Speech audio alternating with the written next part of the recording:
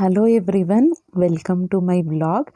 ಇವತ್ತಿನ ವ್ಲಾಗ್ನ ಕಂಟಿನ್ಯೂ ಮಾಡ್ತಾ ಒಂದು ಸೂಪರ್ ಟಾಪಿಕ್ ಜೊತೆ ಮಾತಾಡೋಣ. ಏನಪ್ಪ ಅಂದರೆ, ನಮ್ಮ ಸುತ್ತಮುತ್ತಲು ಫ್ರೆಂಡ್ಸ್ ಇರ್ತಾರೆ, ಫ್ಯಾಮಿಲಿ ಮೆಂಬರ್ಸ್ ಇರ್ತಾರೆ, ಮತ್ತು ರಿಲೇಟಿವ್ಸ್ ಇರ್ತಾರೆ. ಈ ಎಲ್ಲರನ್ನೂ ಖುಷಿಯಾಗಿ ಅಥವಾ ನಾವು ನೆಮ್ಮದಿಯಾಗಿ ಬ್ಯಾಲೆನ್ಸ್ ಮಾಡ್ಕೋಬೇಕು ಅಂದರೆ ಯಾವ ರೀತಿ ನಾವು ನೋಡ್ಕೋಬೇಕು ಅಂತ ಇವತ್ತಿನ ವೀಡಿಯೋದಲ್ಲಿ ಹೇಳ್ತಾ ಹೋಗ್ತೀನಿ. ಅದರ ಜೊತೆಗೆ ಒಳ್ಳೆ ಪಲಾವ್ ಮಾಡಿದ್ದೆ. ಸಿಂಪಲ್ ಪಲಾವು ತುಂಬಾ ಚೆನ್ನಾಗಿತ್ತು.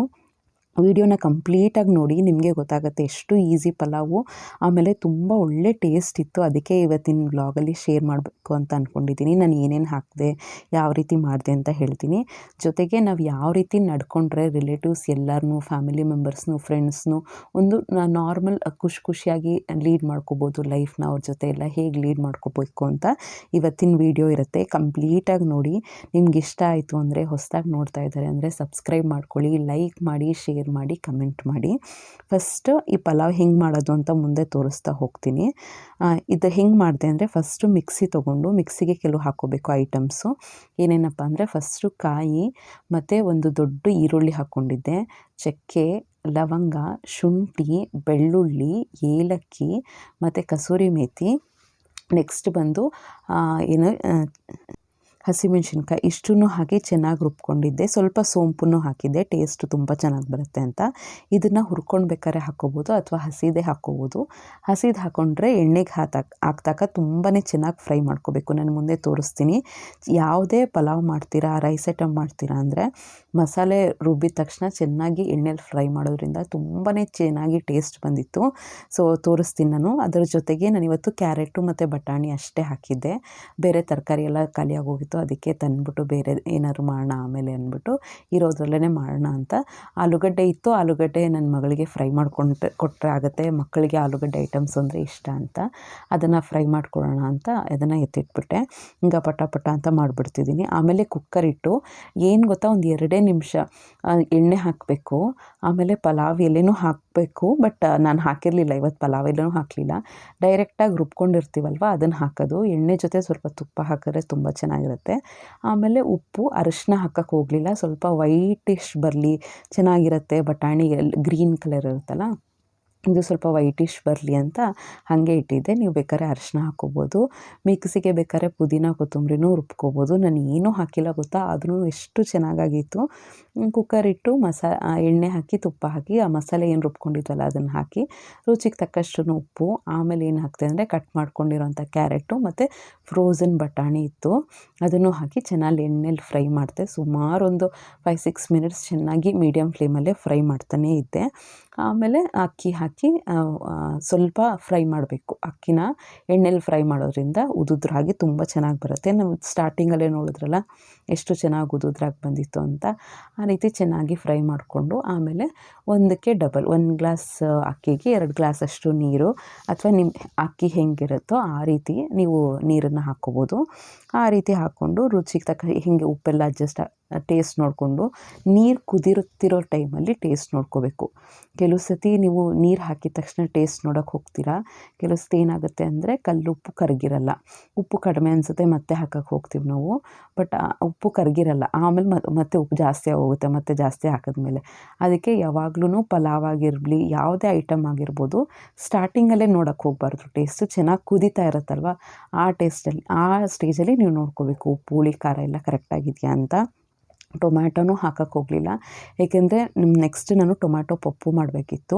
ಎಲ್ಲ ತರಕಾರಿ ಎಲ್ಲ ಖಾಲಿಯಾಗಿ ಹೋಗಿತ್ತು. ಟೊಮ್ಯಾಟೊ ಪಪ್ಪುಗೆ ಇರೋದೇ ಒಂದು 4-5 ಟೊಮ್ಯಾಟೊ ಮತ್ತು ಹುಣಸೆನೂ ಹಾಕಿ ಟೊಮ್ಯಾಟೊ ಪಪ್ಪು ಮಾಡಿದ್ದೆ. ಅದಕ್ಕೆ ಬೇಕಾಗುತ್ತೆ ಅಂತ ಇದಕ್ಕೇನೂ ಹಾಕಲಿಲ್ಲ. ಕೆಲವು ಸತಿ ಈ ಥರನೇ ಏನೇನೋ ಸಿಂಪಲ್ ಬರೀ ಇರೋದ್ರಲ್ಲೇ ಹಾಕಿ ಮಾಡ್ತಾಯಿರ್ತೀವಿ, ಎಷ್ಟು ಚೆನ್ನಾಗಾಗುತ್ತೆ. ಆಮೇಲೆ ಇದು ಕಲ್ಲು ಹೂವು ಮತ್ತು ಕಸೂರಿ ಮೇಥಿ ಇಲ್ಲಕ್ಕೂ ಕೂಡ ಸ್ವಲ್ಪ ಒಗ್ಗರಣೆಗೂ ಹಾಕ್ಕೊಂಬಿಟ್ರೆ ತುಂಬ ಚೆನ್ನಾಗಿರುತ್ತೆ. ಸೂಪರ್ ಟೇಸ್ಟ್ ಇತ್ತು. ಇದಕ್ಕೆ ಬೇಕಾದ್ರೆ ತುಂಬ ಖಾರ ಮಾಡಿಕೊಂಡ್ರೆ ಮೊಸರು ಬಜ್ಜಿ ತುಂಬ ಚೆನ್ನಾಗಿರುತ್ತೆ. ಇಲ್ಲ ಸುಮಾರಾಗಿ ಮಾಡಿಕೊಂಡ್ರೆ ಅಂದರೆ ಚಟ್ನಿ ತುಂಬ ಚೆನ್ನಾಗಿರುತ್ತೆ. ಟ್ರೈ ಮಾಡಿ ಫ್ರೆಂಡ್ಸ್. ನಾವು ಎಷ್ಟೇ ಬೇಕು ಬೇಡ ಅಂತ ಎಷ್ಟೇ ಅಂದ್ಕೊಂಡ್ರೂ ಫಿಸಿಕಲ್ ಸಪೋರ್ಟ್ಗೆ ಮತ್ತು ಮಾರಲ್ ಸಪೋರ್ಟ್ಗೆ ರಿಲೇಟಿವ್ಸ್ ಅನ್ನೋರು ಬೇಕೇ ಬೇಕು. ನಾವು ಸೋಷಲ್ ಬೀಯಿಂಗು, ನಾವು 4 ಜನ ಮಧ್ಯ ಲೈಫ್ನ ಲೀಡ್ ಮಾಡಲೇಬೇಕು. ನಾವು ಒಬ್ಬಂಟಿ ಇರ್ತೀವಿ, ನಮ್ಮ ಪಾಡಿಗೆ ನಾವು ಇರ್ತೀವಿ. ಥಿಂಕಿಂಗ್ ವೈಸು ಮತ್ತು ಯಾರ ತಂಟೆಗೂ ಹೋಗದೆ ನಮ್ಮ ಪಾಡಿಗೆ ನಾವು ಇರ್ಬೋದು. ಬಟ್ ನಾವು 4 ಜನ ಮಧ್ಯೆ ಇರಬೇಕಾದ್ರೆ ಅವ್ರನ್ನ ಡೀಲ್ ಬೇಕಾಗತ್ತೆ.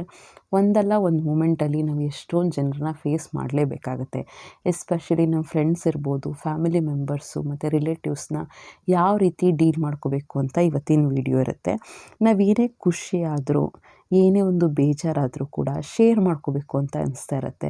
ನಮ್ಮ ಮೈಂಡೇ ಹೇಳ್ತಾ ಇರುತ್ತೆ, ನಾವು ಶೇರ್ ಮಾಡಿಕೊಂಡ್ರೆ ಸ್ವಲ್ಪ ನೆಮ್ಮದಿ ಥರ ಅನಿಸ್ತಾ ಇರುತ್ತೆ. ಒಬ್ಬರೇ ಕೊರಗೋ ಬದಲು ಏನಾದ್ರು ತುಂಬ ಬೇಜಾರಾಗ್ತಾಯಿದೆ ಅಂದರೆ ನಾವು ಒಬ್ಬರೇ ಕೊರಗಿದ್ರೆ ಯಾವ ರೀತಿ ಇರುತ್ತೆ, ಬಟ್ ನಮಗೆ ಕ್ಲೋಸ್ ಇರೋರ ಹತ್ರ ಒಂದು ಸ್ವಲ್ಪ ಶೇರ್ ಮಾಡಿಕೊಂಡ್ರೆ ನಮ್ಗೆ ಎಷ್ಟು ರಿಲೀಫ್ ಆಗುತ್ತೆ ಹೇಳಿ.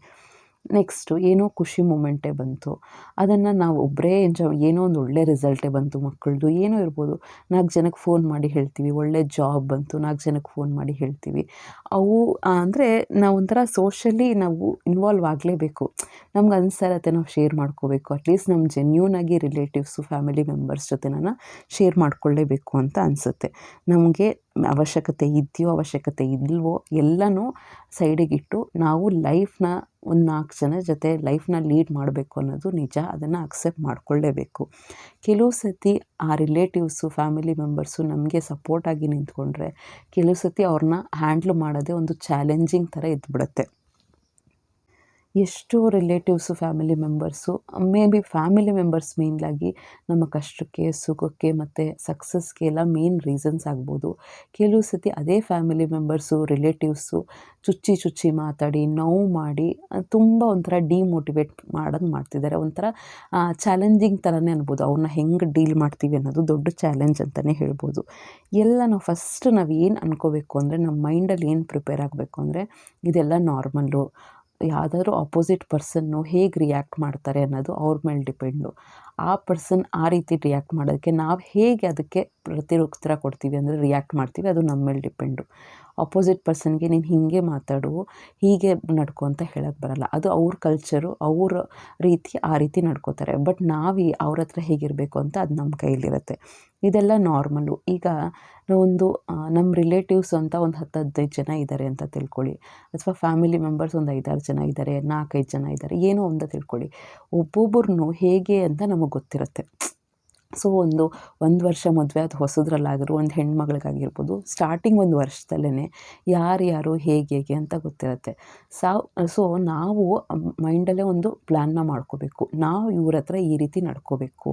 ಸೊ ಅವರು ಜೆನ್ಯೂನಾಗಿದ್ದಾರೆ, ತುಂಬ ಒಳ್ಳೆಯವರು ಅಂದರೆ ನಾವು ಅಷ್ಟೇ ಒಳ್ಳೆತನದಿಂದ ನಡ್ಕೋಬೇಕಾಗತ್ತೆ. ಅವ್ರು ತುಂಬ ಒಳ್ಳೆಯವರು, ನಾವು ಮಾತ್ರ ಸಣ್ಣ ಬುದ್ಧಿ ತೋರಿಸ್ತೀವಿ, ಸೆಲ್ಫಿಶ್ ಬುದ್ಧಿ ತೋರಿಸ್ತೀವಿ ಅಂದರೆ ಅದು ಸರಿ ಹೋಗಲ್ಲ. ಮ್ಯೂಚುವಲಿ ಒಂದು ಅಂಡರ್ಸ್ಟ್ಯಾಂಡಿಂಗ್ ಇರಬೇಕು ಫ್ಯಾಮಿಲಿ ಮೆಂಬರ್ಸ್ಗೂ ಮತ್ತು ರಿಲೇಟಿವ್ಸ್ ಜೊತೆ. ನೆಕ್ಸ್ಟ್ ಬಂದು ಫ್ರೆಂಡ್ಸು ಬಂದು ಎಲ್ಲ ಟೈಪು ಇರ್ತಾರೆ. ಮುಂದೆ ಚೆನ್ನಾಗಿರೋರು, ಹಿಂದೆ ಹೋಗಿ ಮಾತಾಡುವಂಥದ್ದು, ಫಿಟ್ಟಿಂಗ್ ಇಡುವಂಥದ್ದು, ಎಲ್ಲ ಟೈಪ್ ಫ್ರೆಂಡ್ಸೂ ಇರ್ತಾರೆ. ನಾವು ಕೆಲವು ದಿನಗಳ ಕಾಲ ತುಂಬ ಕ್ಲೋಸ್ ಆಗದೆ ಫಸ್ಟು ಅನಲೈಸ್ ಮಾಡ್ಕೋಬೇಕು. ಪರ್ಸನ್ ಹೇಗೆ, ಯಾವ ರೀತಿ ಮಾತಾಡ್ತಿರ್ತಾರೆ. ಮತ್ತು ಕೆಲವು ಸತಿ ನಮಗೆ ಏನೋ ಒಂದು ಹಿಂಟ್ ಸಿಗ್ತಾನೆ ಇರುತ್ತೆ ಯಾರ್ದೋ ಕಡೆಯಿಂದ. ಓಕೆ, ಹೀಗೆ ಈ ವ್ಯಕ್ತಿ ನಮ್ಮ ಬಗ್ಗೆ ಮಾತಾಡ್ತಿದ್ದಾರೆ ಅಂತ. ಆ ವ್ಯಕ್ತಿ ನಮ್ಮ ಬಗ್ಗೆ ಹಿಂದೆ ಮಾತಾಡ್ತಿದ್ದಾರೆ ಅಂತ ಗೊತ್ತಾದ ಮೇಲೂ ಕೂಡ ನಾವು ಆ ವ್ಯಕ್ತಿ ಬಗ್ಗೆ ಹುಷಾರಾಗಿ ಇಡಬೇಕಾಗತ್ತೆ. ಕೆಲವು ಸತಿ ರಿಲೇಟಿವ್ಸು ಅಷ್ಟೇ, ಮುಂದೆ ಚೆನ್ನಾಗೇ ಇರ್ತಾರೆ, ಹಿಂದೆ ಹೋಗಿ ಮಾತಾಡೋರ ಹತ್ರ ನಾವು ಸ್ವಲ್ಪ ಹುಷಾರಾಗಿ ಇರಬೇಕಾಗತ್ತೆ. ನಮಗೇನಾದ್ರು ಕಿವಿಗೆ ಬಿದ್ದಾಗ, ಇಲ್ಲ ಇವ್ರು ಈ ಥರ ನಮ್ಮ ಬಗ್ಗೆ ನೆಗೆಟಿವ್ ಆಗಿ ಮಾತಾಡ್ತಿದ್ದಾರೆ ಅಂದರೆ ಅವ್ರ ಹತ್ರ ಎಷ್ಟಿರಬೇಕೋ ಆ ಥರ ಇದ್ಬಿಡಬೇಕು. ನಮ್ಮ ಒಳ್ಳೆತನನ ನಾವು ಕೆಡಿಸ್ಕೊಳಕ್ಕೆ ಹೋಗಬಾರ್ದು. ಅತಿಥಿ ದೇವೋ ಭವ, ಅದು 100% ನಿಜ. ಮನೆಯವ್ರನ್ನ ಬಗ್ಗೆನೂ ನೋಡ್ಕೋಬೇಕು, ಅದು 100% ನಿಜ. ನಮ್ಮ ಒಳ್ಳೆತನನ ನಾವು ಯಾವತ್ತೂ ಕಳ್ಕೊಬಾರ್ದು. ಅವ್ರ ಲೆವೆಲ್ಗೆ ನಾವು ಯಾವತ್ತೂ ಇಳಿಬಾರ್ದು. ಹಾಗಂತ ಅವ್ರ ಬಗ್ಗೆನೇ ಯೋಚನೆ ಮಾಡಿಕೊಂಡು ತಲೆ ಕೆಡಿಸ್ಕೊಂಡು ಕೂತ್ಕೋಬಾರ್ದು. ಎಷ್ಟೋ ಜನ family members, relatives, friends partiality ಮಾಡ್ತಾ ಇರ್ತಾರೆ ಮತ್ತು ಕಂಪೇರ್ ಮಾಡ್ತಿರ್ತಾರೆ. ಅದನ್ನು ನಾವು ಅಕ್ಸೆಪ್ಟ್ ಮಾಡ್ಕೋಬೇಕು. ಲೈಫಲ್ಲಿ ಎಷ್ಟೋ ವಿಷಯಗಳು ನಾವು ಅಕ್ಸೆಪ್ಟ್ ಮಾಡ್ಕೊಳ್ಳೋದ್ರಿಂದ ಲೈಫು ಈಸಿಯಾಗಿ ಹೋಗ್ತಾ ಇರುತ್ತೆ. ಅಂದರೆ ಪಾರ್ಶಿಯಾಲಿಟಿ ಅಂದರೆ, ಈಗ ಒಂದು 5 ಮೆಂಬರ್ಸ್ ಫ್ರೆಂಡ್ಸ್ ಇದ್ದಾರೆ ಅಂದರೆ ಒಂದು ಫ್ರೆಂಡ್ಗೆ ಯಾವುದೋ ಒಬ್ಬ ಫ್ರೆಂಡು ಕ್ಲೋಸು, ಅಥವಾ ರಿಲೇಟಿವ್ಸ್ ಇದ್ದಾರೆ ಅಂದರೆ ಇಬ್ಬರು ಅಕ್ಕ ತಂಗಿನೋ, ಅಣ್ಣ ತಮ್ಮನೋ ಯಾರೋ ಇದ್ದಾರೆ ಅಂದರೆ ಯಾರಿಗೋ ಒಬ್ಬ ಜಾಸ್ತಿ ಪ್ರಿಫರೆನ್ಸ್ ಕೊಡುವಂಥದ್ದು, ತುಂಬ ಅವ್ರಿಗೆ ಹೊಗಳುವಂಥದ್ದು, ಅವ್ರನ್ನೇ ಅಟ್ಟಕ್ಕೇರಿಸಿ ಕೂರುವಂಥದ್ದು ಅದೆಲ್ಲ ಮಾಡ್ತಾ ಇರ್ತಾರೆ. ಕಂಪೇರ್ ಮಾಡ್ತಿರ್ತಾರೆ. ಮೇನ್ಲಿ ರಿಲೇಟಿವ್ಸು ಫ್ಯಾಮಿಲಿ ಮೆಂಬರ್ಸ್ ಮಾಡಲ್ಲ, ರಿಲೇಷನ್ಸ್ ಕಂಪೇರ್ ಮಾಡೋದು ಜಾಸ್ತಿ. ಅವಳು ಹಿಂಗೆ, ಇವಳು ಹಿಂಗೆ, ಅವರ ಈ ಥರ ಗ್ರೋ ಆದರು, ಅವ್ರ ಮಕ್ಕಳು ಹಿಂಗೆ ಹೋದರು, ಅವರಿಷ್ಟು ಸಂಪಾದನೆ ಮಾಡಿದ್ರು, ಅವರಿಷ್ಟು ಗೋಲ್ಡ್ ತೊಗೊಂಡ್ರು, ನೀವೇನು ಮಾಡಿ, ಈ ರೀತಿ ಕಂಪೇರ್ ಮಾಡ್ತಾಯಿದ್ರೆ ನಮ್ಮ ಲೈಫ್ನ ಹೆಂಗೆ ಲೀಡ್ ಮಾಡಬೇಕು ಅಂತ ನಮ್ಮ ಕೈಲಿರಬೇಕು. ಅಂಥ ಪರ್ಸನ್ಸ್ನ ಹೆಂಗೆ ನಾನು ಹೇಳ್ದಂಗೆ ಅವ್ರ ಲೆವೆಲ್ಗೆ ನಾವು ಇಳಿಯೋಕ್ಕಾಗಲ್ಲ, ಅವ್ರ ಲೆವೆಲ್ಗೆ ನಾವು ಮಾತಾಡೋಕ್ಕೂ ಆಗಲ್ಲ. ಸೊ ಅದಕ್ಕೆ ನಮ್ಮ ಲೈಫ್ ಲಿಮಿಟ್ ಏನು, ಅವ್ರು ಏನೋ ಮಾತಾಡ್ತಾರೆ ಅಂತ ನಾವು ನಾಳೆ ಕಾರ್ ತೊಗೊಳ್ಳೋದು, ನಾಳೆನೇ ಜ್ಯುವೆಲ್ಸ್ ತೊಗೊಳ್ಳೋದು ಇದು ಮಾಡಬಾರ್ದು. ನಮ್ಮ ಲೈಫ್ ಸ್ಟೈಲ್ ನಮಗೆ ಮಾತ್ರ ಗೊತ್ತು. ಅವ್ರು ಯಾರೋ ನಮ್ಮನ್ನು ಜಡ್ಜ್ ಮಾಡ್ತಾರೆ ಅಂದರೆ ಅರ್ಥ ನಮ್ಮ ಬಗ್ಗೆ ಗೊತ್ತಿಲ್ಲದೇ ಜಡ್ಜ್ ಮಾಡ್ತಿದ್ದಾರೆ ಅಂತ. ಅಂಥವ್ರಿಗೆ ನಾವು ಪ್ರಿಫರೆನ್ಸ್ ಕೊಡಬೇಕಾಗಿಲ್ಲ. ಕರೆಕ್ಟಾ? ನೆಕ್ಸ್ಟ್ ಬಂದು ಕಂಪ್ಯಾರಿಸನ್ ಮಾಡಿದಾಗ 2 ರೀತಿ ಕಂಪ್ಯಾರಿಸನ್ಸ್ ಇರುತ್ತೆ. ಒಬ್ಬರನ್ನ ನೋಡಿ ಕಲಿತು ನಾವು ಉದ್ಧಾರ ಆಗೋ ಚಾನ್ಸಸ್ಸು ಇರುತ್ತೆ.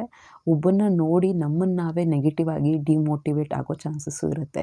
ಯಾರೋ ಒಂದು ನಮ್ಮ ರಿಲೇಟಿವ್ನೇ ತುಂಬ ಗ್ರೋ ಆಗ್ತಾ ಇದ್ದಾರೆ, ಇದ್ದಕ್ಕಿದ್ದಂಗೆ ತುಂಬ ಶ್ರೀಮಂತರಾಗ್ಬಿಟ್ರು ಅಥವಾ ತುಂಬ ಇಂಪ್ರೂವ್ ಆಗ್ತಾಯಿದ್ದಾರೆ ಲೈಫಲ್ಲಿ ಅಂದರೆ ಅವ್ರನ್ನ ನೋಡಿ ನಾವು ಕಲಿಬೋದು. ಇಲ್ಲಪ್ಪ ನಾವು ಅವ್ರ ಥರ ಕಷ್ಟಪಡಬೇಕು, ನಮ್ಮ ಮಕ್ಕಳಿಗೂ ಆ ಥರ ಹೇಳಬೇಕು, ಇಲ್ಲ ಆ ಥರ ಕಷ್ಟಪಟ್ಟಿದ್ದಾರೆ ನೋಡಿ ಅವರು, ನೀವೂ ಆ ಥರ ಕಷ್ಟಪಟ್ಟು ನಾವು ಗ್ರೋ ಆಗಬೇಕು ಅಂತ ಕಂಪ್ಯಾರಿಸನ್ಸ್ ಅಂದರೆ ಒಬ್ಬರನ್ನ ನೋಡಿ ಕಲಿಬೋದು.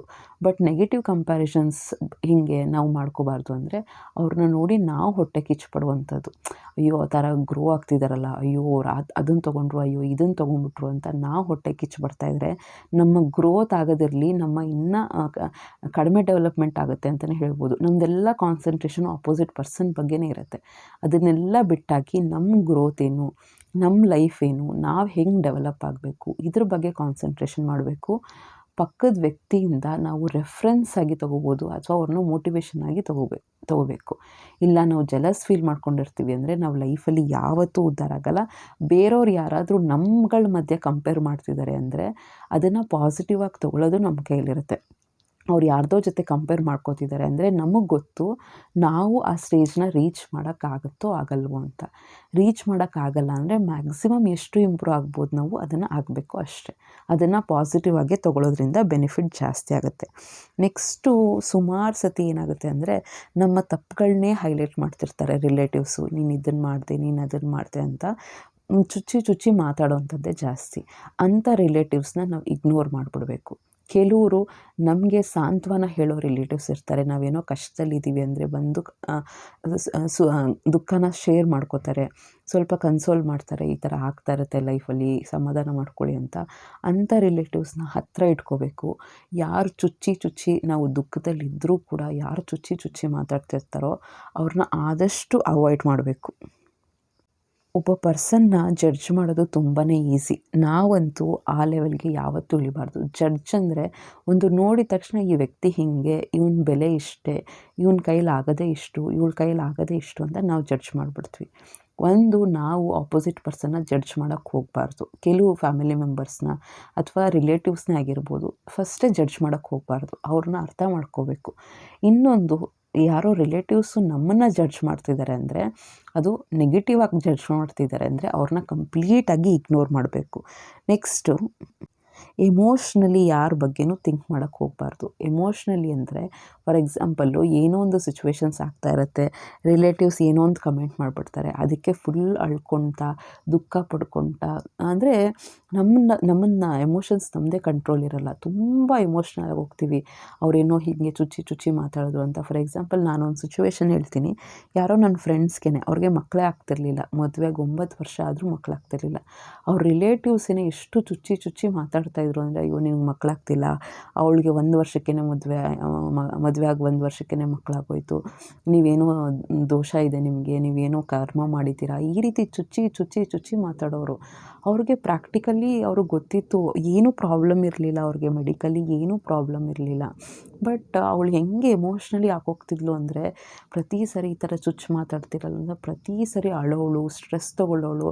ಡಾಕ್ಟರ್ ಹೇಳೋರು, ಈ ಸ್ಟ್ರೆಸ್ಸಿಂದನೇ ಅರ್ಧ ನಿಮಗೆ ಮಕ್ಕಳಾಗ್ತಿಲ್ಲ, ಸ್ಟ್ರೆಸ್ ತೊಗೊಳಕ್ಕೆ ಹೋಗಬೇಡಿ, ಒಂದಲ್ಲ ಒಂದು ದಿನ ನಿಮಗೆ ಆಗೇ ಆಗುತ್ತೆ, ಯೋಚನೆ ಮಾಡೋಕ್ಕೆ ಹೋಗಬೇಡಿ ಅಂತ. ಸೊ ಎಮೋಷ್ನಲಿ ನಾವು ರಿಲೇಟಿವ್ಸ್ಗೆ ಏನಕ್ಕೆ ಅಷ್ಟೊಂದು ಬೆಲೆ ಕೊಡಬೇಕು? ರಿಲೇಟಿವ್ಸ್ಗೆ, ಫ್ಯಾಮಿಲಿ ಮೆಂಬರ್ಸ್ಗೆ ನಾವು ಯಾವಾಗ ಬೆಲೆ ಕೊಡಬೇಕು ಅಂದರೆ, ನಮ್ಮ ಶ್ರೇಯೋಭಿಲಾಷಿಗಳಾದಾಗ ಅವರು ಜೆನ್ಯೂನಾಗಿ ಕೆಲವು ರಿಲೇಟಿವ್ಸ್ ಇರ್ತಾರೆ. ನಮಗೇನಾದರೂ ಸಕ್ಸಸ್ ಬಂತು ಅಂದರೆ ಅವ್ರು ಸೆಲೆಬ್ರೇಟ್ ಮಾಡೋದು, ಅವ್ರ ಸೆಲೆಬ್ರೇಷನ್ ಅಂದರೆ ಅವ್ರಿಗೆ ಸಕ್ಸಸ್ ಬಂದಾಗ ನಾವು ಸೆಲೆಬ್ರೇಟ್ ಮಾಡೋದು, ಅದು ರಿಲೇಟಿವ್ಸು ಫ್ಯಾಮಿಲಿ ಮೆಂಬರ್ಸ್ ಅಂತಲ್ಲ, ಫ್ರೆಂಡ್ಸು ಅಷ್ಟೇ. ಜೆನ್ಯೂನ್ ಫ್ರೆಂಡ್ಸ್ ಸಿಕ್ಬಿಟ್ರೆ ಅಂತೂ ಇನ್ಯಾವ ಫ್ಯಾಮಿಲಿ ಮೆಂಬರ್ಸು ಬೇಡ. ನಮ್ಮ ಕಷ್ಟಕ್ಕೆ ಅವ್ರು ಆಗ್ತಿರ್ತಾರೆ, ಅವ್ರ ಕಷ್ಟಕ್ಕೆ ನಾವು ಆಗ್ತಿರ್ತೀವಿ. ಅಂಥವ್ರಿಗೆ ಜೀವನದಲ್ಲಿ ಬೆಲೆ ಕೊಡಬೇಕು. ಯಾರು ನಮ್ಮ ಏಳಿಗೆ ಆಗ್ತಿದೆ ಅಂದರೆ ಹೊಟ್ಟೆ ಕಿಚ್ಪಡೋದು, ಜಲಸ್ ಫೀಲ್ ಮಾಡುವಂಥದ್ದು ಇಂಥವರೆಲ್ಲ ಮಾಡ್ತಿರ್ತಾರೆ. ಅವ್ರಿಗೆ ಅವ್ರ ಸ್ಥಾನ ಕೊಟ್ಬಿಡ್ಬೇಕು.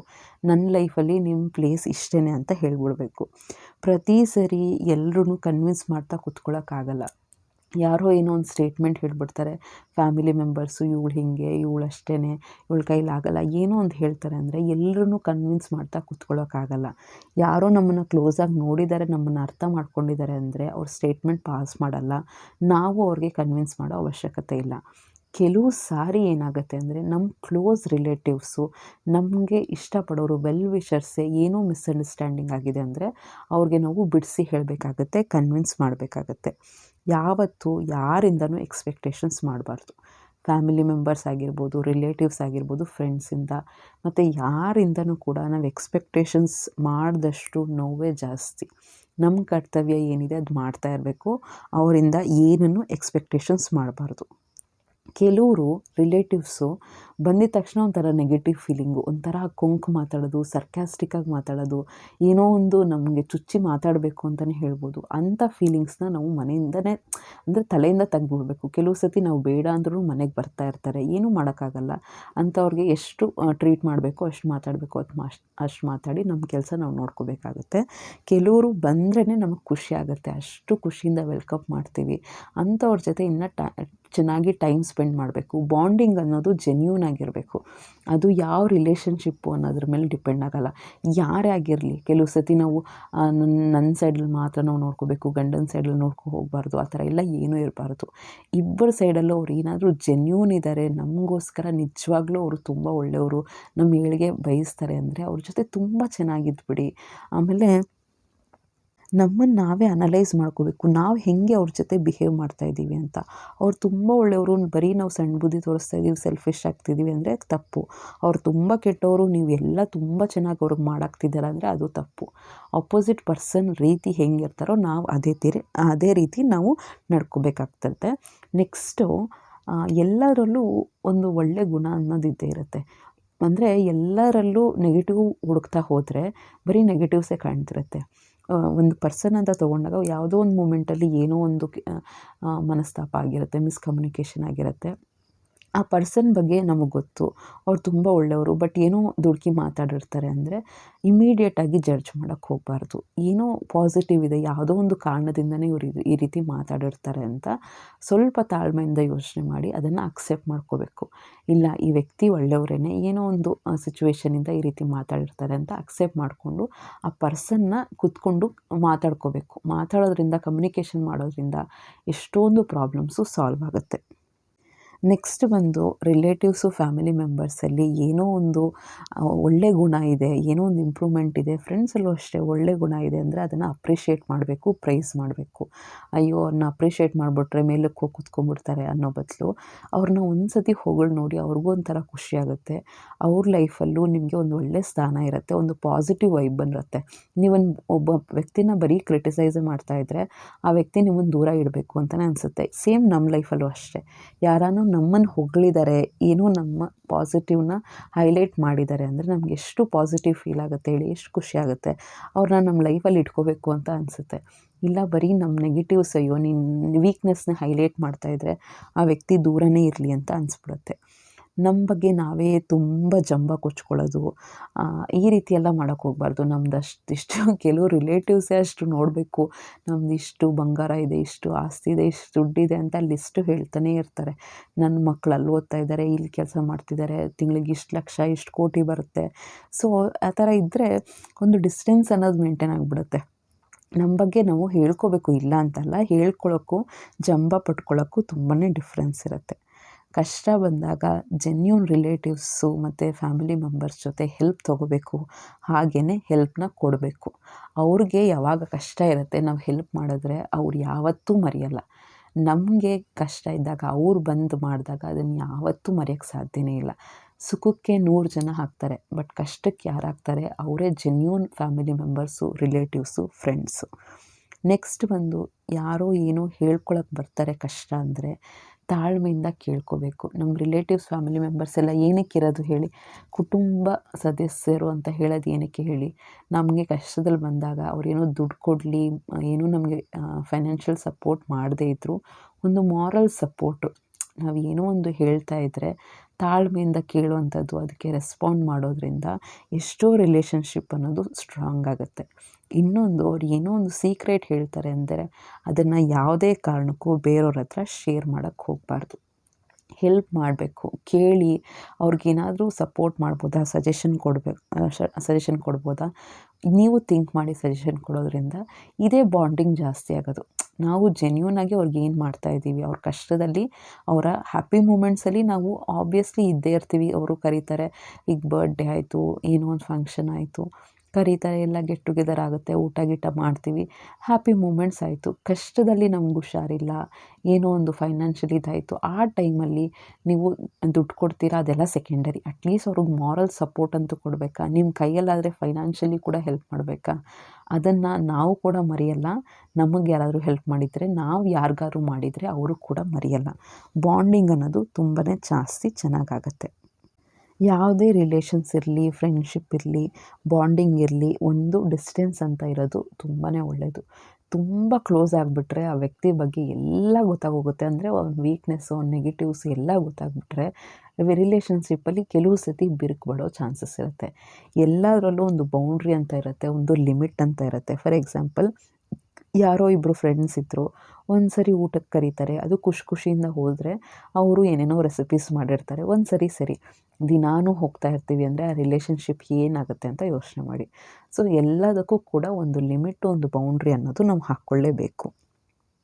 ಏನಾದರೂ ಮಿಸ್ಅಂಡರ್ಸ್ಟ್ಯಾಂಡಿಂಗ್, ಮಿಸ್ಕಮ್ಯುನಿಕೇಷನ್ ಆಗಿದೆ ಅಂದರೆ ಅದನ್ನು ಡಿಸ್ಕಷನ್ ಮಾಡಿಕೊಂಡು ಆ ಇಶ್ಯೂನ ಆದಷ್ಟು ಬೇಗ ಸಾಲ್ವ್ ಮಾಡ್ಕೋಬೇಕು. ನಿಮ್ಮ ಇಂಟೆನ್ಷನ್ ಏನಾಗಿತ್ತು, ಯಾವ ಇಂಟೆನ್ಷನಲ್ಲಿ ನೀವು ಹೇಳಿದ್ದೀರಾ ಅಂದರೆ ಮಾತುಗಳಿಂದನೇ ಅದು ಎಷ್ಟೋ ರಿಲೇಷನ್ಶಿಪ್ ಹಾಳಾಗುವಂಥದ್ದು. ಕೆಲವು ಸತಿ ಆಪೋಸಿಟ್ ಪರ್ಸನ್ಗೆ ಬೇಜಾರಾಗಿದೆ ನಮ್ಮ ಮಾತುಗಳಿಂದ ಅಂದರೆ ಹೋಗಿ ಕ್ಲಾರಿಫಿಕೇಷನ್ ಕೊಡುವಂಥದ್ದು. ಆ ವ್ಯಕ್ತಿ ನಮ್ಮ ಲೈಫಲ್ಲಿ ಇಂಪಾರ್ಟೆಂಟು ಅಂದರೆ ಹೋಗಿ ಕ್ಲಾರಿಫೈ ಮಾಡಬೇಕು. ನಾನು ಈ ಉದ್ದೇಶದಿಂದ ಹೇಳಿಲ್ಲ, ಈ ನನ್ನ ಉದ್ದೇಶ ಇದಾಗಿತ್ತು ಅಂತ. ಕೆಲವು ಸತಿ ಮಿಸ್ಕಮ್ಯುನಿಕೇಷನ್ ಆಗೋಗುತ್ತೆ. ಆಮೇಲೆ ಅದಕ್ಕೆ ಹೇಳೋದು ನಾನು ಯಾವಾಗಲೂ, ನಾವು ಹೇಗೆ ಮಾತಾಡ್ತೀವಿ, ಏನು ಮಾತಾಡ್ತೀವಿ ಅನ್ನೋದು ತುಂಬಾ ಇಂಪಾರ್ಟೆಂಟ್ ಆಗುತ್ತೆ ಅಂತ. ಸೊ ನೋಡ್ತಾ ಇರ್ಬೋದು, ಮನೆ ಕನ್ಸ್ಟ್ರಕ್ಷನ್ ಆಗ್ತಾಯಿದೆ. ಹಸ್ಬೆಂಡ್ ಅಂತೂ ತುಂಬಾ ಕಷ್ಟಪಡ್ತಿದ್ದಾರೆ ಅಂತ ಹೇಳ್ಬೋದು. ಅವ್ರ ಸ್ಕಿನ್ ಕಲರ್ ಎಷ್ಟು ಚೇಂಜ್ ಆಗೋಗಿದೆ ಫ್ರೆಂಡ್ಸ್, ನನಗಂತೂ ಅದೇ ಬೇಜಾರಾಗ್ತಿದೆ. ಅಯ್ಯೋ, ಎಷ್ಟು ಕಷ್ಟಪಡ್ತಿದ್ದೀಯಪ್ಪ ನೀನು ಅಂತ. ನಾನು ಈ ವೀಡಿಯೋಸ್ ಎಲ್ಲ ಕೆಲವು ಸತಿ ಸೈಟ್ ಹತ್ರ ಹೋಗ್ತೀನಿ, ಕೆಲವು ಸತಿ ಹೋಗಲ್ಲ. ಅಟ್ಲೀಸ್ಟ್ ನನಗೆ ಹೇಳ್ತಾ ಇರ್ತೀನಿ, ನನಗೆ ಮೆಮೊರೀಸ್ಗೆ ಬೇಕು, ಇದೆಲ್ಲ ಮಾಡ್ಕೊಂಬನ್ನಿ ಅಂತ. ಇದು ವೀಡಿಯೋಸಲ್ಲಿ ನಾನು ನೋಡ್ತಾ ಇರ್ತೀನಿ. ಫುಲ್ಲು ಕಷ್ಟಪಡ್ತಿರ್ತಾರೆ, ಅದು ಕ್ಯೂರಿಂಗು, ಅದು ಇದು ಎಲ್ಲ. ಯಾರಾದರೂ ಮನೆ ಕಟ್ಟಿದರೆ ಗೊತ್ತಿರುತ್ತೆ ಎಷ್ಟು ಕಷ್ಟಪಡಬೇಕು ಅಂತ. ನನಗಂತೂ ನೋಡ್ತಾ ಇದ್ರೇ ಬೇಜಾರಾಗುತ್ತೆ. ಬಟ್ ತುಂಬಾ ಶ್ರಮಜೀವಿ ಅಂತಲೇ ಹೇಳ್ಬೋದು. ಹೋಪ್ ಮನೆ ಕನ್ಸ್ಟ್ರಕ್ಷನ್ ಸುಸೂತ್ರವಾಗಿ ಆಗುತ್ತೆ ಅಂತ ಅಂದ್ಕೊಂಡಿದ್ದೀನಿ. ಸೊ ನೀವೆಲ್ಲರೂ ಬ್ಲೆಸ್ ಮಾಡಿ ಫ್ರೆಂಡ್ಸ್. ಅಂದರೆ ಒಂದು ಮನೆ ಕಟ್ಟೋದು, ಹೇಳ್ತಾರಲ್ಲ ಮನೆ ಕಟ್ಟಿ ನೋಡು, ಮದುವೆ ಮಾಡಿ ನೋಡು ಅಂತ, ಎರಡೂ ಈಸಿ ಇಲ್ಲೇ ಇಲ್ಲ. ಒಂದೊಂದೂ ಅಷ್ಟೇ ಗೊತ್ತಾ, ಕೆಲವು ಸತಿ ಮೋಟ್ರ್ ಕೆಲಸ ಮಾಡಲ್ಲ, ಚಿಕ್ಕ ಪುಟ್ಟದೇನೋ ಒಂದು ಫೋನ್ಗಳು ಬರ್ತಾ ಇರುತ್ತೆ, ಅದೇ ಯೋಚನೆ ಮಾಡ್ತಿರ್ತಾರೆ ಯಾವಾಗ್ಲೂ. ಸೊ ಅದು 1 ವರ್ಷ ಟೈಮು ಮನೆ ಕಟ್ಟೋಷ್ಟರಲ್ಲಿ ಅದೇನೇನೋ ಇದು ಅನಿಸ್ಬಿಡುತ್ತೆ. ಸೊ ನೀವೆಲ್ಲರೂ ಯಾರ್ಯಾರು ನೋಡ್ತೀರಾ ಆಯಿತಾ, ನನಗೆ ಕಮೆಂಟ್ ಮಾಡಿ ತಿಳಿಸಿ ಆಯಿತಾ. ಎಲ್ಲ ಒಳ್ಳೆಯದಾಗಲಿ ಅಂತ ಕಮೆಂಟ್ ಮಾಡಿ ಆಯಿತಾ. ಪ್ಲೀಸ್ ಕಮೆಂಟ್ ಮಾಡಿ. ಅಟ್ಲೀಸ್ಟ್ ಕಮೆಂಟ್ ಮಾಡದೇ ಇದ್ದರೂ 1-2 ಸೆಕೆಂಡು ಪ್ರೇ ಮಾಡಿ ಎಲ್ಲ ಸುಸೂತ್ರವಾಗಿ ಆಗಲಿ ಅಂತ. ಬಿಕಾಸ್ ಈಸಿ ಇಲ್ಲ ಫ್ರೆಂಡ್ಸ್. ಪಾಪ ಬೆಳಗ್ಗೆ ಎಲ್ಲ ಅಲ್ಲಿ ಇರ್ತಾರೆ, ಮತ್ತು ಸೆಕೆಂಡ್ ಶಿಫ್ಟ್ ಹಾಕ್ಕೊಂಡಿರ್ತಾರೆ. ಮಧ್ಯಾಹ್ನದಿಂದ ನೈಟ್ 11 ಗಂಟೆವರೆಗೂ ಕೆಲಸದಲ್ಲೇ ಇರ್ತಾರೆ. ಕೆಲವು ಸತಿ ನೈಟ್ ಶಿಫ್ಟ್ ಇರುತ್ತೆ, ಕೆಲವು ಸತಿ ಮ್ಯೂಸಿಕ್ ಕ್ಲಾಸ್ ಇರುತ್ತೆ. ತುಂಬಾ ಕಷ್ಟಪಡ್ತಿದ್ದಾರೆ ಅಂತಲೇ ಹೇಳ್ಬೋದು. ಸೊ ಪ್ಲೀಸ್ ಬ್ಲೆಸ್ ಮಾಡಿ ಆಯಿತಾ. ನೆಕ್ಸ್ಟ್ ಬಂದು ಯಾರಾದರೂ ನಾನಿದು ಅಬ್ಸರ್ವ್ ಮಾಡಿದ್ದೀನಿ. ನಾವು ಯೂಶ್ವಲಿ ಬ್ಯುಸಿ ಇರ್ತೀವಿ ಆಯಿತಾ, ಎಷ್ಟೋ ಸರಿ ಬ್ಯುಸಿ ಕಾಲ್ ಮಾಡೋಕ್ಕಾಗಲ್ಲ. ತಿಂಗ್ಳಿಗೊಂದು ಸತಿನೋ ಸ್ವಲ್ಪ ಅಷ್ಟೊಂದು ಕ್ಲೋಸ್ ರಿಲೇಟಿವ್ ಇಲ್ಲ ಅಂದರೆ ಆಗಾಗ ಕಾಲ್ ಮಾಡ್ತಾ ಇರ್ತೀವಿ. ಕಾಲ್ ಎದ್ದ ತಕ್ಷಣ ನಾವೆಲ್ಲ ನೆನಪಿದ್ದೀವ ನಿನಗೆ ಹಾಗೆ ಹೀಗೆ ಅಂತ ಸರ್ಕ್ಯಾಸ್ಟಿಕ್ಕಾಗಿ ಮಾತಾಡ್ತಾರೆ. ನೀನು ಕಾಲ್ ಮಾಡಿಬಿಟ್ಟಿದ್ಯಾ, ಈ ಸತಿ ಸೂರ್ಯ ಈ ಕಡೆ ಹುಟ್ಬಿಟ್ಟಿದ್ದಾನೆ ಅಂತ ಈ ರೀತಿ ಎಲ್ಲ ಹೇಳ್ತಿರ್ತಾರೆ. ನನಗಂತೂ ಯಾಕನ ಕಾಲ್ ಮಾಡ್ತೀನೋ ಅಂತ ಅನಿಸ್ಬಿಡುತ್ತೆ. ಆ ರೀತಿ ಹೇಳೋ ಬದಲು ನಮ್ಮ ಕಷ್ಟನೂ ಅರ್ಥ ಮಾಡ್ಕೋಬೇಕಲ್ವ. ಸೊ ನಾವು ಕೆಲವು ಸತಿ ರೆಗ್ಯುಲರಾಗಿ ಮಾಡ್ತಿರ್ತೀವಿ, ಕೆಲವು ಸತಿ ಏನೋ ಕೆಲಸದಿಂದ ಮಾಡಿರಲ್ಲ ಅಂತ ಸರ್ಕ್ಯಾಸ್ಟಿಕ್ಕಾಗಿ ಮಾತಾಡೋ ಬದಲು ಖುಷಿಯಿಂದ ಮಾತಾಡಿ ರಿಲೇಷನ್ಶಿಪ್ನ ಚೆನ್ನಾಗಿ ಮೇಂಟೈನ್ ಮಾಡ್ಕೋಬೋದು. ಆ್ಯಸ್ ಯೂಶ್ವಲ್ ಏನಾದ್ರು ಫಂಕ್ಷನ್ ಆಯಿತು, ಪಾರ್ಟೀಸ್ ಆಯಿತು ಅಂದರೆ ಎಲ್ಲರೂ ಸೇರಿಸಿ ಒಂದು ಸೆಲೆಬ್ರೇಷನ್ ಮಾಡೋದ್ರಿಂದ ಬಾಂಡಿಂಗ್ ಅನ್ನೋದು ತುಂಬ ಚೆನ್ನಾಗಾಗುತ್ತೆ. ಮತ್ತು ಮಕ್ಕಳು ಕೂಡ ರಿಲೇಷನ್ಶಿಪ್ ಬೆಲೆ ಗೊತ್ತಾಗುತ್ತೆ ಅವ್ರಿಗೆ. ನಾವೇ ಒಬ್ಬೊಬ್ಬರೇ ಇರೋ ಬದಲು ಏನು ರಿಲೇಷನ್ ಅಂದರೆ ಏನು, ಹೆಂಗೆ ಮೇಂಟೈನ್ ಮಾಡ್ಕೋಬೇಕು ಅಂತ ಗೊತ್ತಾಗುತ್ತೆ. ಸೊ ಹೋಪ್ ಈ ವಿಡಿಯೋ ಇಷ್ಟ ಆಗಿದೆ ಅಂದ್ಕೊಳ್ತೀನಿ ಫ್ರೆಂಡ್ಸ್. ಆಪೋಸಿಟ್ ಪರ್ಸನ್ನು ಹೇಗೆ ರಿಯಾಕ್ಟ್ ಮಾಡ್ಕೋಬೇಕು ಅನ್ನೋದು ನಮ್ಮ ಕೈಲಿರಲ್ಲ. ಆಪೋಸಿಟ್ ಪರ್ಸನ್ ಹೇಗೆ ಮಾತಾಡಬೇಕು ಅನ್ನೋದು ನಮ್ಮ ಕೈಲಿರಲ್ಲ. ಬಟ್ ನಾವು ಹೇಗೆ ನಮ್ಮ ರಿಲೇಟಿವ್ಸ್ನ, ಫ್ಯಾಮಿಲಿ ಮೆಂಬರ್ಸ್ನ ಟ್ರೀಟ್ ಮಾಡ್ತೀವಿ ಅನ್ನೋದು ನಮ್ಮ ಕೈಲಿರುತ್ತೆ. ಆದಷ್ಟು ಎಲ್ಲದಕ್ಕಿಂತ ಮುಖ್ಯ ಮನುಷ್ಯತ್ವ. ಅವರು ಹುಷಾರಿಲ್ಲ, ಅವ್ರಿಗೆ ಏನೋ ಒಂದು ಪ್ರಾಬ್ಲಮ್ ಆಗಿದೆ, ಅವ್ರ ಸುಖದಲ್ಲಿ ಹೋಗ್ತೀವೋ ಇಲ್ವೋ, ನಾವು ಅವ್ರ ಕಷ್ಟಕ್ಕಂತೂ ಆಗಲೇಬೇಕು. ನಂದಂತೂ ಇಂಟೆನ್ಷನ್ ಅದೇ. ಅವ್ರಿಗೆ ಏನೋ ಒಂದ್ರಲ್ಲಿ ಹೆಲ್ಪ್ ಮಾಡಿದ್ದೀವಿ ಅಂದರೆ ದೇವರು ಒಂದಲ್ಲ ಒಂದು ರೂಪದಲ್ಲಿ ನಮಗೆ ರಿಟರ್ನ್ ಕೊಟ್ಟೇ ಕೊಡ್ತಾನೆ. ಅದು ಸೇಮ್ ಆಗಿರ್ಬೋದು, ಅದಕ್ಕಿಂತ ಡಬಲ್ ಪುಣ್ಯದಲ್ಲೇ ಕೊಡ್ತಾನೆ. ಅದಂತೂ ನನಗೆ ತಲೆಯಲ್ಲಿ ಫಿಕ್ಸ್ ಆಗೋಗಿದೆ. ನಾನು ಯಾವ್ದಾದ್ರು ಫಂಕ್ಷನ್ಗೆ ಹೋಗ್ತೀನೋ ಇಲ್ವೋ, ಬಟ್ ಯಾರಿಗಾದ್ರು ಕಷ್ಟ ಇದೆ ಅಂದರೆ ನಾನು ಖುಷಿಯಿಂದನೇ ಹೆಲ್ಪ್ ಮಾಡ್ತೀನಿ. ಆಮೇಲೆ ಆಪೋಸಿಟ್ ಪರ್ಸನ್ ಏನೋ ನಮ್ಮನ್ನು ಚುಚ್ಚಿ ಮಾತಾಡ್ತಾರೆ, ಹೀಯಾಳ್ಸಿ ಮಾತಾಡ್ತಾರೆ ಅಂದರೆ ಅವ್ರ ಬಗ್ಗೆ ತಲೆ ಕೆಡಿಸ್ಕೊಳ್ಳೋದನ್ನು ಯಾವತ್ತೋ ಬಿಟ್ಬಿಟ್ಟಿದ್ದೀನಿ. ನನ್ನ ಲೈಫ್ ಏನು, ನಾನು ಏನು ಲೈಫ್ ಲೀಡ್ ಮಾಡ್ತಾಯಿದ್ದೀನಿ, ನನ್ನ ಏನು ಸಕ್ಸಸ್ ಇದೆ ಅದು ನನಗೆ ಮಾತ್ರನೇ ಗೊತ್ತು. ಯಾರೋ ಆಪೋಸಿಟ್ ದೂರದಿಂದ ಕೂತ್ಕೊಳ್ಳೋ ಪರ್ಸನ್ ನನ್ನ ಲೈಫ್ನ ಜಡ್ಜ್ ಮಾಡ್ತಾರೆ ಅಂದರೆ ನಾನು ಯಾವುದಕ್ಕೂ ತಲೆ ಕೆಡಿಸ್ಕೊಳಕ್ಕೆ ಹೋಗಲ್ಲ. ಸೊ ನಮ್ಮ ಲೈಫ್ ಕಂಟ್ರೋಲ್ ನಮ್ಮ ಕೈಲಿರಬೇಕು, ನಮ್ಮ ಒಳ್ಳೆತನ ನಮ್ಮ ಕಂಟ್ರೋಲಲ್ಲಿರಬೇಕು. ನಾವು ಹೇಗೆ ಫ್ಯಾಮಿಲಿ ಮೆಂಬರ್ಸ್ನ, ರಿಲೇಟಿವ್ಸ್ನ, ಫ್ರೆಂಡ್ಸ್ನ ಹೇಗೆ ಟ್ರೀಟ್ ಮಾಡಿದ್ರೆ ನಮ್ಮ ಲೈಫ್ ಚೆನ್ನಾಗಿರುತ್ತೆ ಅಂತ ಇವತ್ತಿನ ಬ್ಲಾಗ್ ಆಗಿತ್ತು. ಇಷ್ಟ ಆದರೆ ಪ್ಲೀಸ್ ಶೇರ್ ಮಾಡಿ ನಿಮ್ಮ ಫ್ಯಾಮಿಲಿ ಮೆಂಬರ್ಸ್ಗೆ, ಫ್ರೆಂಡ್ಸ್ಗೆ ಆಯಿತಾ. ಮತ್ತು ಸಬ್ಸ್ಕ್ರೈಬ್ ಮಾಡಿಕೊಂಡು ಲೈಕ್ ಮಾಡಿ, ಶೇರ್ ಮಾಡಿ, ಕಮೆಂಟ್ ಮಾಡಿ. ಇನ್ನೂ ಯಾವ್ದಾನ ಟಾಪಿಕ್ ಬೇಕು ಅಂದರೆ ನನಗೆ ಕಮೆಂಟ್ ಬಾಕ್ಸಲ್ಲಿ ತಿಳಿಸಿ. ಆಮೇಲೆ 2 ಸೆಕೆಂಡ್ಸ್ ಪ್ಲೀಸ್ ಪ್ರೇ ಮಾಡಿಕೊಡಿ, ಎಲ್ಲ ಸುಸೂತ್ರವಾಗಿ ಆಗಲಿ ಹೌಸ್ ಕನ್ಸ್ಟ್ರಕ್ಷನ್ ಅಂತ. ನೀವು ಗ್ರ್ಯಾಜುವಲಿ ನೋಡ್ತೀರಾ ಹೇಗೆ ಹೌಸ್ ಕನ್ಸ್ಟ್ರಕ್ಷನ್ ಆಗ್ತಾಯಿದೆ, ಹೇಗೆ ಆಗ್ತಿದೆ ಅಂತ. ಕಂಪ್ಲೀಟಾಗಿ ಡೈಲಿ ಅಪ್ಡೇಟ್ ಮಾಡ್ತಾ ಇರ್ತೀನಿ. ಮುಂದಿನ ಬ್ಲಾಗಲ್ಲಿ ಸಿಗ್ತೀನಿ. ನಮಸ್ಕಾರ.